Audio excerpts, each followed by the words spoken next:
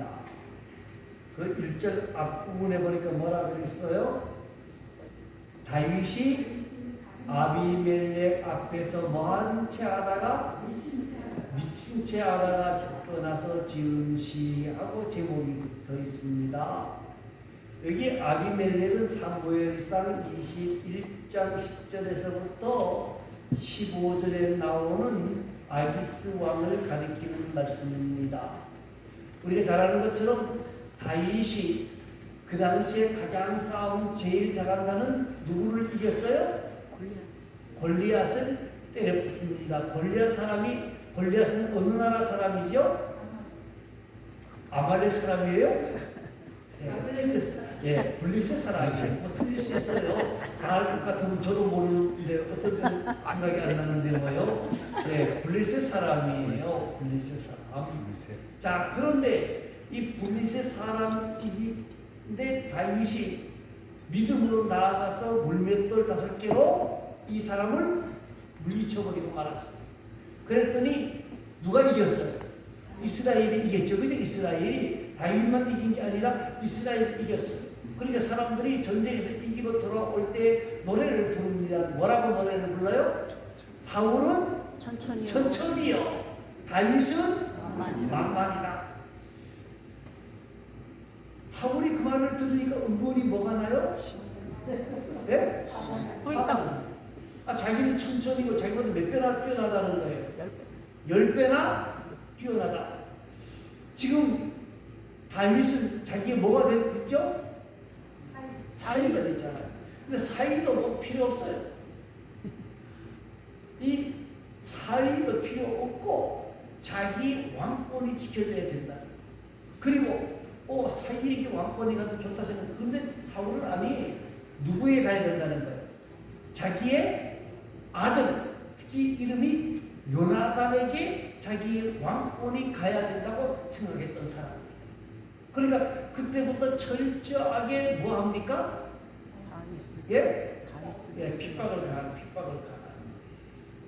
그래서 그 도망 다니다가 다윗이 도망 다니기 거의 10년 가까이 도망 다니는데 이제는 이스라엘 나라 땅에 숨어 있을 수가 있다 없다? 없게 된 상황이에요. 그러니까 시간이 지났잖아요. 한 10년 세월이 지났다고 불렀어요. 싸움에서 다윗이 누구요?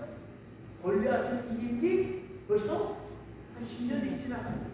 그러니까 과거는 다 잊어버렸을 거다.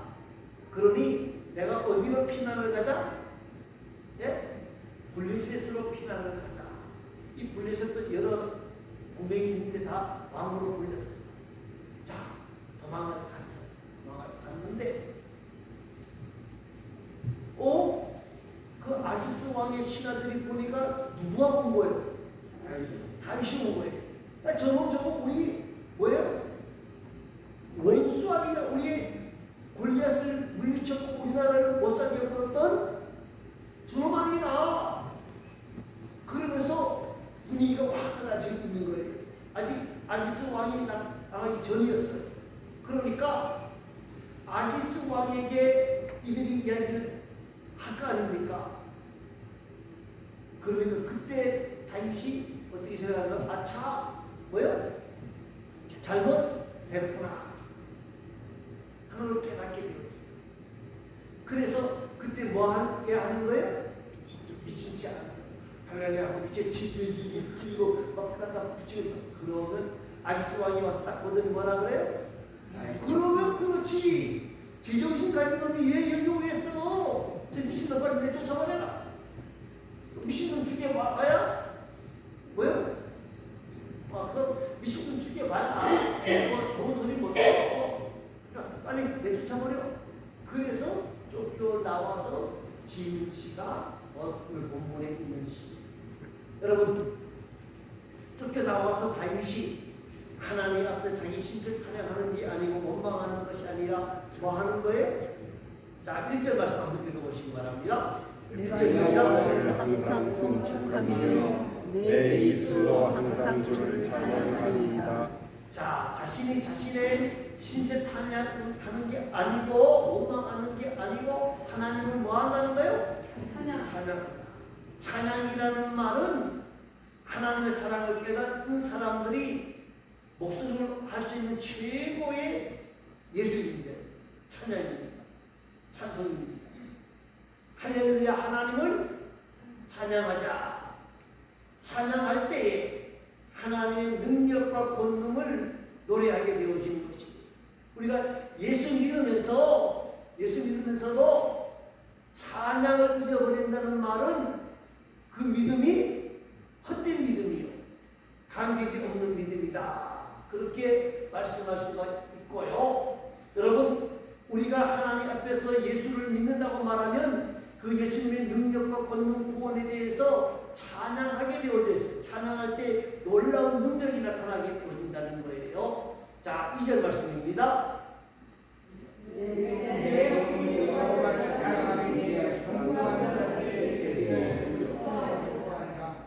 네. 다윗의 찬양은 누구를 자랑하는 것이죠? 하나님을 자랑하는 것이죠.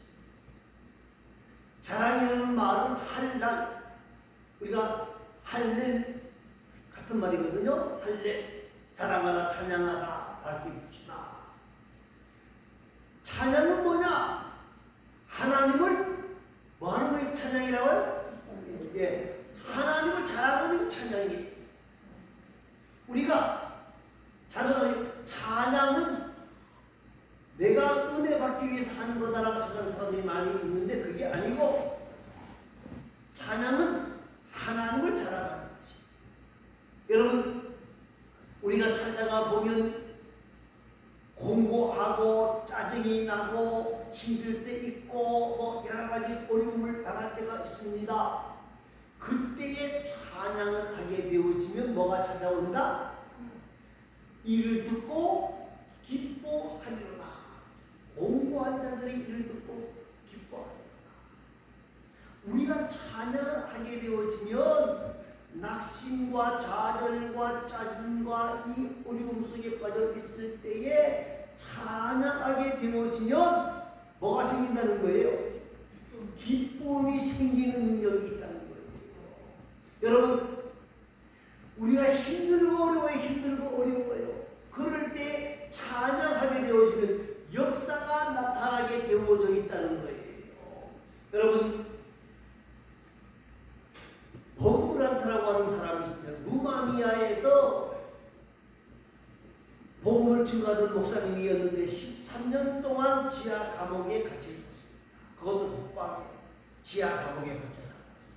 그래서 그가 남긴 책의 이름이 뭐라고 하면 하나님의 지하운동, 이런 책을 남겼습니다. 자, 13년 동안 감옥에 있었어요. 독방에서 13년을 살았어요. 지하 감옥에서.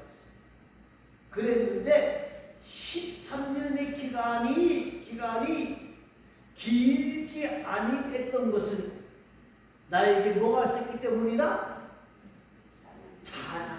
찬양의 은혜가 있었기 때문이다. 내가 그 힘들고 어려운 상황 속에서도 찬양할 때 나에게 기쁨이 찾아오고 나에게 감사가 찾아오고 그 찬양할 때에 그 천국이 된 기쁨과 감격이 내 가슴 속에 넘쳐옴으로 말미암아 감옥이 지옥이 아니라 천국이 될 수 있었다 하고 그가 책에서 기록을 해놓고 있습니다. 그래서 13년을 살았지만은 정신적으로 문제가 여러분 생각해요. 13년 동안 독방에 살았다 그러면 정신적으로 어떻게 돼요? 우울증이 오게 될 가능성이 굉장히 많아요. 유등기라고 하는 사람이 1년 만에 나왔는데 그렇게 얘기했더라고요. 다는 모르게 말하면 어떻게 하나가 뭐냐면 내가 감옥에 들어가서 생각 안에 너무너무 원통해서 왜 나만 들어왔냐? 그러다가 보니까 뭐가 생겼다? 우울증이 생겨가지고 내가 약을 먹고 자살할 마음도 감옥에서도 먹었다. 뭐 이렇게 얘기를 해서 지금 난리가 났는데 여러분 1년 동안도 못 참아요. 근데 몇 년? 14년. 찬양하게 되어지면 우리에게 뭐가 찾아온다? 예? 기쁨이 찾아온다. 무슨 기쁨입니까? 하나님이 나와 함께 하시는 기쁨. 하나님이 나를 사랑하신다는 사실을 깨닫는 기쁨이 찾아온다는 거예요. 찬양은 죽음에 대한 승리의 노래예요. 지옥의 권세가 무너지는 탄식, 한숨, 저주 이 모든 것들이 찬송할 때에 물러나는 역사가 있다는 사실을 여러분 기억하시고 찬양하는 가운데에 우리가 육체적인 건강을 만나는 특히 정신적인 건강을 만나는 귀하고 아름다운 하나님의 사람들이 되어질 수 있기를 바랍니다. 자, 이제 3절 말씀과 4절 말씀을 같이 했습니다. 3절 말씀입니다. 나와 함께 여호와를 경배하시라. 함께 그의 이름을 부르세. 내가 여호와의 간증하면 내게 응답하시고 너를 두려움에서 나를 건지셨도다. 자, 3절 말씀을 봅니다. 나와 함께 여호와를 광대하시다 하며 함께 그의 이름을 뭐하세? 높이세. 그 말이 무슨 말이에요? 찬양하자는 거예요. 찬양하자는 거예요. 하나님을 찬양. 여호와는 뭐하시다? 위대하시다. 광대하시다는 말이 위대하시다는 말과 동일하잖아요. 그의 이름을 높이세. 그에게 영광을 돌려드리세. 그 말이 영광을 돌려드리세. 그리고 그 다음 말씀이 4절 말씀입니다. 내가 여호와께 간구하며 내게 응답하셨고 내 모든 두려움에서 나를 건지셨도다. 지금 다윗이요 어쩔 수 없는 상황이에요. 그런데 어쩔 수 없는 상황이긴 하지만은 피할 수 없는 상황이라고 하지만 이스라엘 나라 땅에 남아 있어도 하나님은 그를 지켜주셨을까요? 죽여주셨을까요? 지켜주셨다고 봐야 되겠죠. 지금까지 지켜준 모든 수. 그런데 다윗이 무슨 생각을 한 거예요? 뭐가 발동한 거예요? 하나님을 의지하지 아니하고 하나님을 바라보지 않고 뭘 의지한 거예요? 이 머리를 자기 머리를 의지한 거예요. 자, 이제는 도저히 숨을 수가 없다. 이 누구 판단이에요? 예? 자기 판단이에요. 그래서 불리에서스로 가게 되어지면 나를 살려줄 수 있을 것이다. 그리고 왔는데 와보니까 사람들이 뭐라 그래요? 그 부하들이 뭐라 그래요? 저놈 우리의 원수가 아니냐? 저놈이 왜 우리나라에 왔어? 저놈 죽여버려야 돼. 이 자기들끼리 하는 얘기가 막 들리는 거예요. 그리고 눈치가 이상해. 지금 도망갈 수 있습니까? 없습니까? 도망도 못 가요. 이제 아기스 왕이 들어올 때를 기다린 거예요. 그런데 그냥 기다린 게 아니라는 거예요. 예? 그렇죠. 내가 하나님은 위대하신 분이다. 하나님은 위대하시고 하나님의 능력은 광대하시다 하고 찬송을 하는데 속으로 찬송했을까요? 겉으로 찬송했을까요? 예? 속으로죠. 이거 그랬다가는 거기서 맞아 죽죠. 바로 그 자리에 맞아 죽는단 말이에요. 기도도 큰 소리로 했을까요? 작은 소리로 했을까요? 작은 소리도 못했어요. 무슨 소리를 했어요? 속마음으로 기도했다는 간절히 기도했어요. 뭐라고 기도했을까요? 예? 하나님 나 좀 살려주세요. 하나님 나를 좀 살려주세요 하고 간절히 기도했더니 하나님께서 내 기도를 어떻게 하셨다? 들어주시고 내 모든 두려움에서 나를 건져 주셨다. 여러분 찬양이 살아있는 자는요 기도의 응답을 만나게 되어져 있다는 거예요. 찬양할 때에 기쁨이 찾아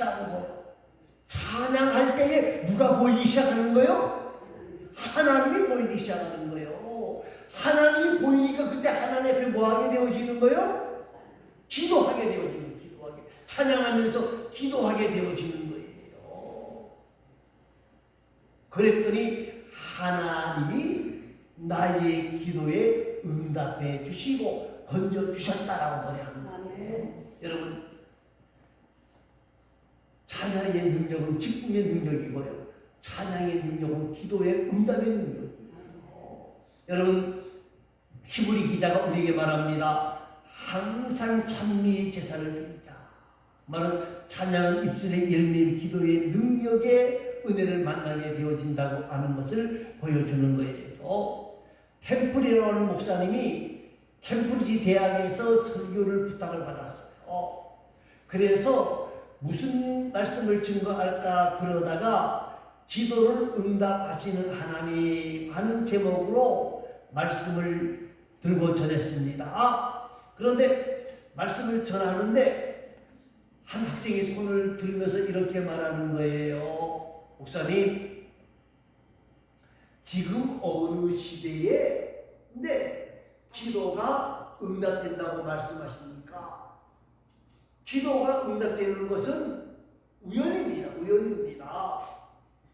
네? 그래서 우연의 일치라는 말이 나오게 되는 겁니다. 하고 이야기를 했습니다. 그러니까 이 템플이라고 하는 목사님이 야, 이놈의 자식아, 뭔 소리를 그따구로 하냐? 지금 내가 말씀을 전하는데 그렇게 덤벼드냐? 하고 이야기한 게 아니고 뭐라고 이야기하는 거? 당신의 말도 맞는 것 같아. 그러니까 이 청년이 아주 우쭐우쭐하게 되어졌을 거 아닙니까? 그러니까 이렇게 말하는 거예요.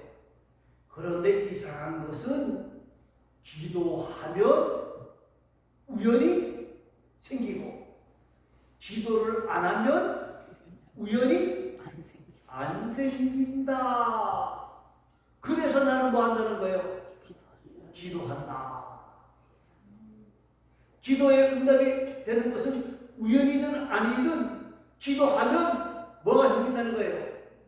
응답이 오게 되어져 있고 기도하지 아니하면 우연이든 아니든 응답이 없다는 거예요. 없다는 거예요. 여러분, 오늘 저와 여러분이 말입니다. 하나님의 인도하심을 받아 살려고 하면 찬송하면서 찬양하는 가운데에 기도의 응답을 만나는 복 있는 사람들이 되어질 수 있기를 바랍니다. 자, 이제 6절 말씀입니다. 6절 말씀 보겠습니다. 이 공부한 자가 부르짖으되 여호와께서 들으시고 그의 모든 환난에서 구원하시리라. 자, 반복되는 이야기지만 다윗이 신체에 하나님 질질 흘리고요.